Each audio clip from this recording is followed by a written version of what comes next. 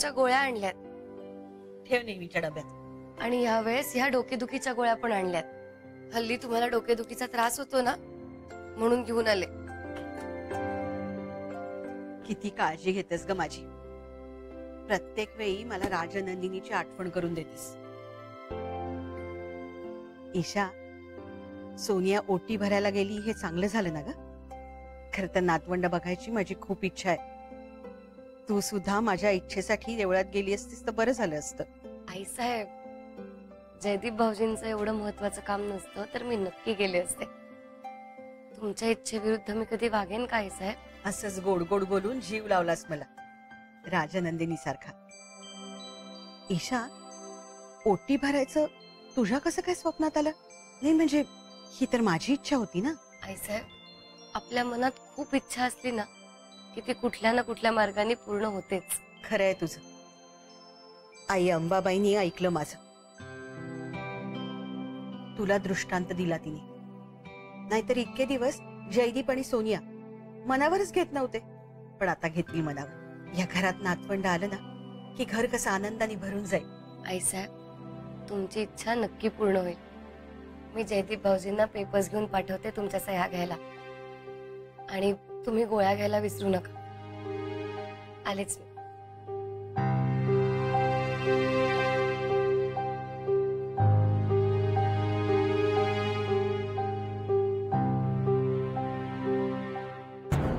नाही, मला नाही पटत हे सगळं.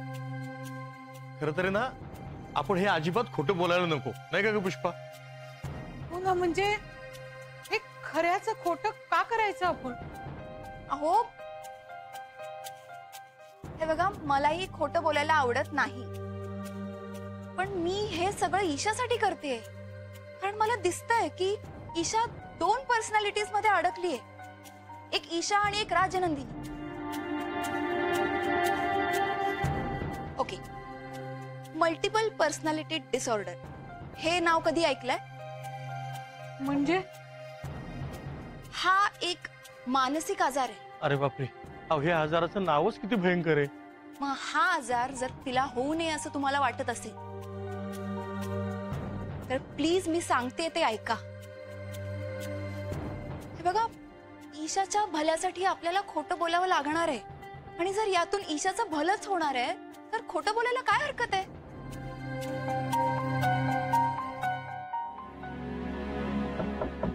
जयदीप सर येऊ? या या. काय झालं वहिनी? जयदीप सर, ताईसाहेब आईसाहेबांच्या खोलीवर आहेत, येत आहेत ते आता. ओके.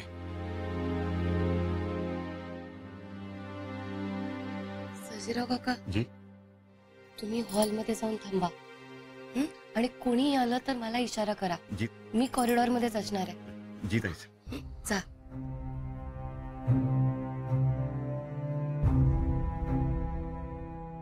भाऊजी, मी माझं पहिलं काम करून आली. मी आईसाहेबांच्या रूम मध्ये औषधं ठेवलीत. तुम्हाला माहितीये ना तुम्हाला कुठल्या स्ट्रिप मधल्या गोळ्या घ्यायच्यात ते? हो. गुड. मी आईसाहेबांना सुद्धा दाखवल्यात कुठल्या गोळ्या आहेत ते. सो आता तुम्ही जा आणि तुमचा रोल करून या. हो.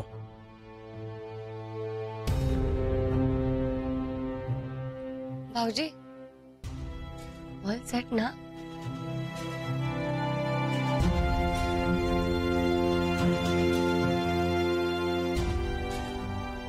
Kind of. Kind of.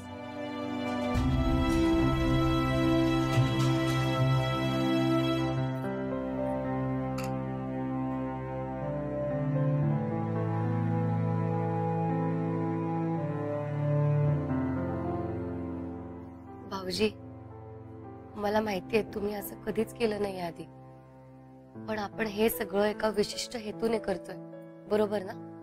हो. आणि आपण हे नाटक केल्याने आईसाहेबांचा फायदाच होणार आहे. डोंट वरी, सगळं नीट होईल, पण त्यासाठी तुमचं मन शांत असायला पाहिजे. माय फ्रेंड वहिनी, मला आई साहेबांची काळजी वाटते. भाऊजी, गेले अनेक वर्ष आई साहेब किती स्ट्रेस मध्ये जगतायत हे तुम्ही पाहिलंय. आणि आज आपण त्यांना या स्ट्रेस मधून बाहेर काढणार आहोत. हे चांगलंच काम आहे ना. Are you ready now? हो.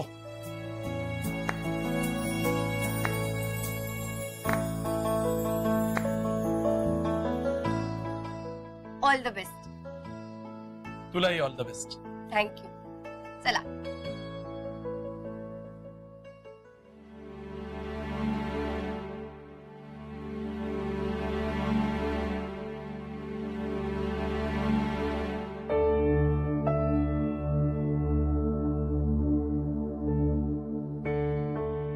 आईसाहेब,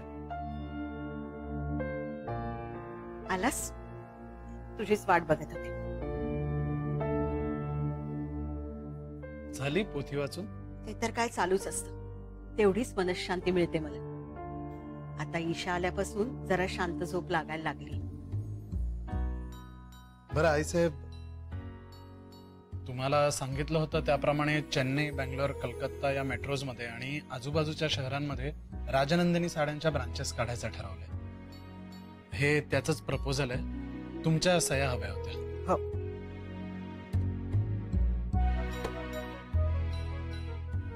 पेन दे. काय रे, डोकं दुखतंय का तुझं? हा, म्हणजे सकाळपासून दुखत होतं. गोळ्या घेऊन ठरवलं होतं, पण नंतर विसरलो. अरे थांब, ईशाने आत्ताच गोळ्या आणून दिले, देते तुला. पण आईसाहेब,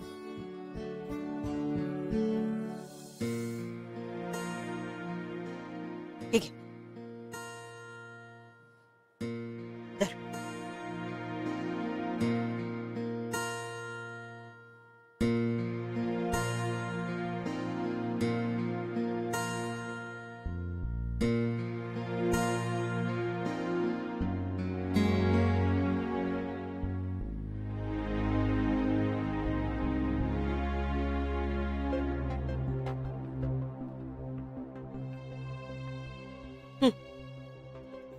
झाले.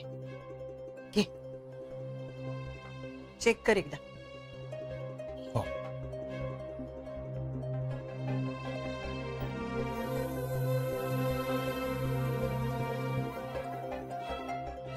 तू हा जो निर्णय घेतलायस ना, राजनंदिनी साड्यांचा बिझनेस वाढवायचा, तो ऑफिस मध्ये सांगितलायस ना? हो, म्हणजे मायराला सांगितलंय. इतरांना कळेलच हळूहळू.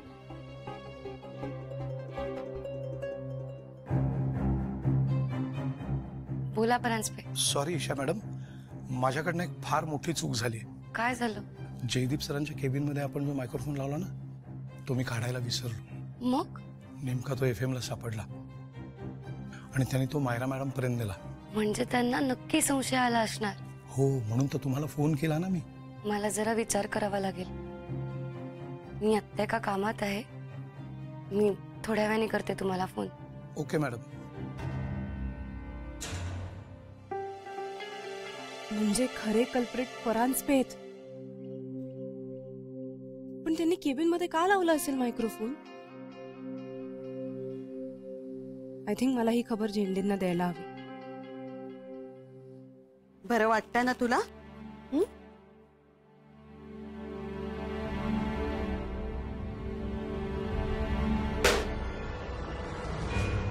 जयदीप, जयदीप, जयदीप, बाळा काय झालं तुला? जयदीप, जयदीप, ईशा, ईशा, जयदीप, काय काय झालं रे बाळा?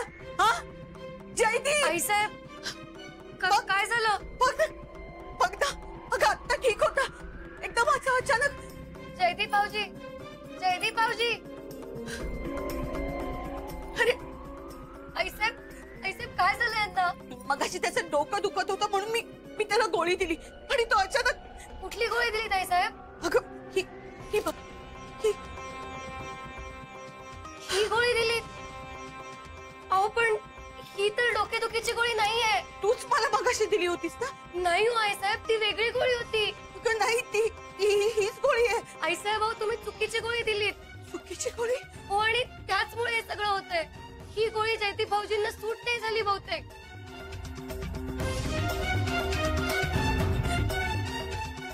जयदीप जयदीप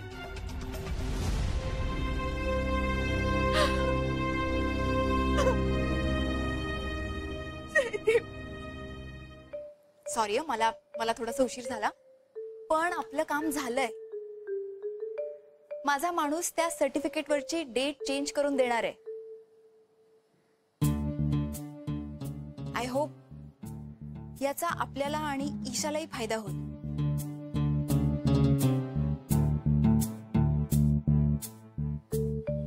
तुम्ही अजूनही कन्व्हिन्स नाही झालात का? अहो मग काय करू सोनियाताई, आम्हाला ना नेमकं काय करावं तेच कळत नाहीये. म्हणजे ईशाची काळजी वाटते हे खरं, पण त्यासाठी अशी जन्मतारीख बदलून घ्यायची वगैरे कशाला? हो तसं नाही केलं ना तर ईशाला आजार नाहीये असा गैरसमज होईल आणि त्याने ईशाच सफर होईल. कारण आजार नाही म्हटल्यावर त्याच्यावरचे उपचार सुद्धा नाही होणार. ईशा आयुष्यातून उठलेली बघायचंय का तुम्हाला? काहीतरीच काय बोलताय असं भलतं सलतं. तिच्यावर काही भलतं सलतं होऊ नये असं वाटतं ना तुम्हाला? मग प्लीज माझ्यावर विश्वास ठेवा. हो तरी मला काय वाटतं माहितीये का सोनियाताई, इतके योगायोग कसे घडतील तिच्या आयुष्यात? दॅट्स हर बॅड लक. आणि दुसरं काय असणार? म्हणजे तिला नक्की हा मानसिक आजार आहे? ऑफकोर्स. तुम्ही हे जे काय बोलताय ना त्याच्यावरनं वाटतंय की ईशाला मानसिक आजारच आहे. येस 110%. आता तरी मी ठरवलं तसं आपण करूयात का? सो आता माझा प्लॅन आहे का? आईसाहेब मी डॉक्टरांना मेसेज केलाय. ईशा जयदीप आईसाहेब त्यांना काहीही होणार नाहीये आणि तुम्ही चुकीची गोळी दिलीत हे कोणालाच माहित नाहीये मला सोडून. आणि आपण हे सगळं कोणाला सांगायचं सुद्धा नाहीये. कोणाला सांगायचं नाही, हे लपवून ठेवायचं. परत एकदा परत एकदा परत नाही आईसाहेब, एकदाच. नाही ईशा, परत एकदा हे दुसऱ्यांदा झालं ईशा. आईसाहेब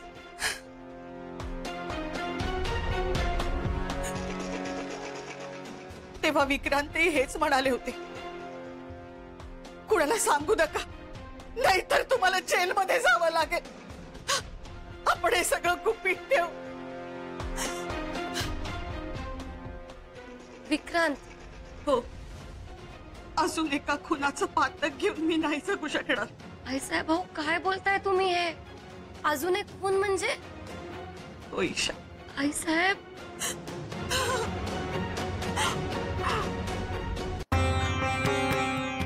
यावरती सुद्धा माझी चूक आहे, पण मी आता गप्प बसणार नाही. या चुकीची शिक्षा मला झालीच पाहिजे. आईसाहेब चूक ही चूक असते, पण तुम्ही चुकून दिलीत ना गोळी. अशा चुकीची शिक्षा कोण करून घेतं स्वतःला?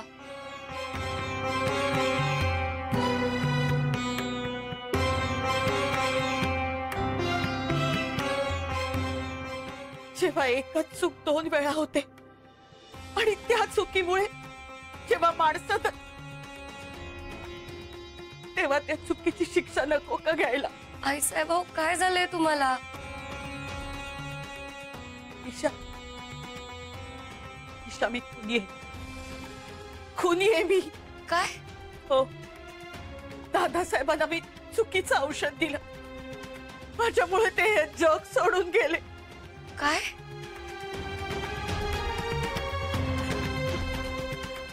विश्वास नाही ना बसत. विक्रांतही मला तेच म्हणाले होते, तू म्हणालीस तेच.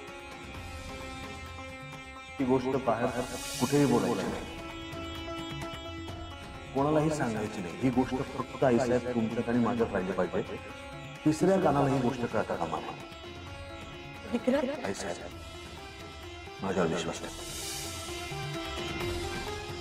दादासाहेबांच्या मृत्यूचं गुण आयुष्यभर उरात ठेवून मी कशी जगले ते माझं मला माहिती. मला जेलमध्ये जावं लागलं असतं तरी परवडलं असतं, पण आता मी नाही जगू शकत. माझ्या मेलीचं नशीबच वाईट आहे. तू पोलिसांना फोन कर. ईशा तू पोलिसांना फोन कर तू. मला अटक झाली तरी चालेल. तू फोन. आई साहेब शांत व्हा. आपण हे कोणालाही सांगणार नाहीये. प्लीज ईशा, मी तुझ्या पाया पडते, पण ही गोष्ट मला सांगू नकोस. मी नाही करणार तसं. मला जेल झाली तरी चालेल, पण मी पोलिसांना सांगेन. तू प्लीज पोलिसांना फोन कर. तू माझं ऐकायची नाहीस. फोन दे, मीच करते. ते फोन. आई साहेब माझं आधी ऐकून घ्या. चूक तुमची नाहीये, आजही नाहीये आणि तेव्हाही नव्हती. आई साहेब चूक तुमच्या नशिबाची सुद्धा नाहीये. चूक असेल तर ती औषध बदलणाऱ्या माणसाची आहे.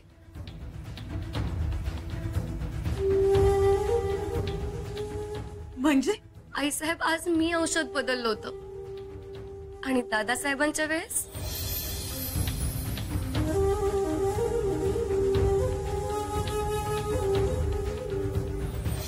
विक्रांत सरांनी औषध बदललं होतं. काय तू हे काय बोलतेस ईशा? विक्रांत. आई साहेब अहो हेच खरंय. हे कसं शक्य आहे? विक्रांतनी मला जेलमध्ये जाण्यापासून वाचवलं आणि त्यांनीच हे असलं भयंकर नीच कृत्य केलं. कसं शक्य आहे ईशा? आई साहेब दुर्दैवानी हेच खरंय. पण ते असं का करतील? आणि मग हे आत्ता घडलंय ते? आई साहेब तुम्हाला जुनी झालेली गोष्ट आठवावी आणि त्यातला खोटेपणा कळावा म्हणून मी आणि जयदीप भाऊजींनी केलेला हा प्लॅन आहे. जयदीप भाऊजी उठा. जयदीप अरे तू म्हणजे तुला काही झालं नाही ना? तू बरा आहेस ना? आईसाहेब शांत व्हा. मला काहीही झालेलं नाहीये. हो आई साहेब त्यांना काहीही झालेलं नाहीये, कारण त्या गोळ्यांच्या स्ट्रिप मध्ये मी मिंटची गोळी भरली होती. काय? पण दादासाहेबांच्या वेळेला त्यांच्या जीवाला घातक अशी औषधं बदलण्यात आली होती म्हणून ते जीव गमावून बसले. आई साहेब गेली 20 वर्ष तुम्ही दादासाहेबांच्या मृत्यूला कारणीभूत असल्याची सल घेऊन जगताय. पण चूक तुमची नव्हती आई साहेब. दादासाहेबांना चुकीने नाही जाणून बुजून मारण्यात आलं होतं. काय? ईशा पण हे सगळं तुला कसं काय माहिती? मला हे सगळं तेव्हाच कळलं होतं, पण तुम्हाला तेव्हा सांगायला वेळ नाही मिळाला आई साहेब. मी गडबडून गेले होते. खूप भयानक गोष्टी घडत होत्या माझ्या आजूबाजूला. एक एक धक्के बसत होते मला आणि त्यात हे सत्य तुम्हाला सांगायचं राहून गेलं. मी विक्रांतना शिक्षा करणार होते. त्यांच्या विरोधात पुरावे जमवले होते मी. पोलिसांकडे सुद्धा देणार होते मी ते पुरावे. पण त्याआधीच विक्रांतने मला या जगातनं नाहीच केलं आई साहेब.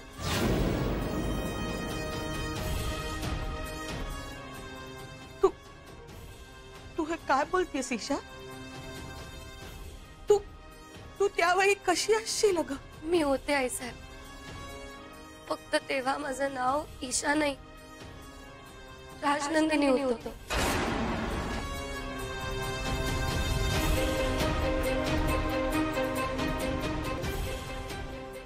ईशा म्हणजे तू राजनंदिनी आहेस? आई साहेब सावत्र म्हणजे काय असतं? असं काहीच नसतं. जे नातं प्रेमाचं असतं ते सख्ख असतं, खरं असतं.